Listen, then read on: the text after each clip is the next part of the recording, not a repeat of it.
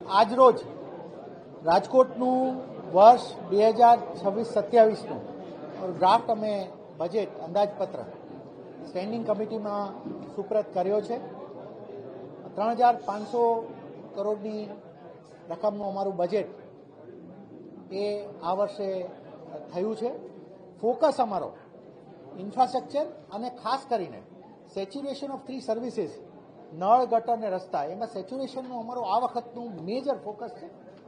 અમે એ પણ જણાવી આપને કે ગત વર્ષનું અમારા બજેટને અમે ઓલમોસ્ટ 90%થી વધારે ક્રોસ કરી રહ્યા છીએ. એ રીતે અમને આજે એ વાતનો પણ સંતોષ છે કે એક્ઝિક્યુશન ઓફ 25-26 પણ અમારું બજેટ 25-26 પણ સારી રીતે થયું છે. આવું જ એક્ઝિક્યુશન થઈ શકે અને નાગરિકોને ખૂબ સારી પાયાની સુવિધાઓ અને સાથે વર્લ્ડ ક્લાસ ઇન્ફ્રાસ્ટ્રક્ચર એ આપી શકાય. અમારા બે મેઇન ફોકસ જેને હું કહું તો સ્પોર્ટ્સ ઉપર આ વખતે ઘણો ફોકસ છે આ બજેટમાં, અને એર ક્વોલિટીના ઇમ્પ્રુવમેન્ટ અને plus timely delivery of projects એ આ બજેટમાં અમે એશ્યોર્ડ વેમાં જવા માંગીએ છીએ. જે સમય નક્કી કર્યો છે એ બજેટમાં એક્ઝિક્યુટ થવો જ જોઈએ. એની માટે પણ આ બજેટનો એડવાન્સ છે.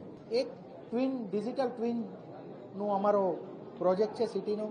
એ ઈ મેડિકેર અમે એડ કરી રહ્યા છીએ અને પીપીપીથી સ્પોર્ટ્સ અમે પીપીપી પોલિસી લાવવા માંગીએ છીએ. સ્પોર્ટ્સ ડેવલપમેન્ટ અમારું ધ્યેય એવો છે. જો અમે એક પણ આજે ફેસિલિટી નંબર અમે નથી એડ કર્યા કેમ કે પીપીપી ઉપર અમે ફેઝ વાઇઝ જવા માંગીએ છીએ, પરંતુ અમારું એવી ઈચ્છા છે કે ઇન્ટરનેશનલ કક્ષાની એટલીસ્ટ 2 થી 3 ફેસિલિટી મિનિમમ આપણે પીપીપી ધોરણે રાજકોટમાં એડ કરી શકીએ, જેથી કરીને જેમ આપ અમદાવાદમાં જુઓ છો આખું સ્પોર્ટ્સનું જે સરસ ઇન્ફ્રાસ્ટ્રક્ચર બની રહ્યું છે, તો આ પ્રમાણે આપણે કોમનવેલ્થને આવી જ્યારે ગેમ્સ આવે છે ત્યારે રાજકોટના યુવાનો એનો ભાગ બને એ માટે આ અમારા, મને એવું લાગે છે કે એઝ કમિશનર હું મારા પ્રાયોરિટી તરીકે કહું તો મારું પ્રાયોરિટી આ વખતનું બજેટમાં સ્પોર્ટ્સ ડેવલપમેન્ટ છે.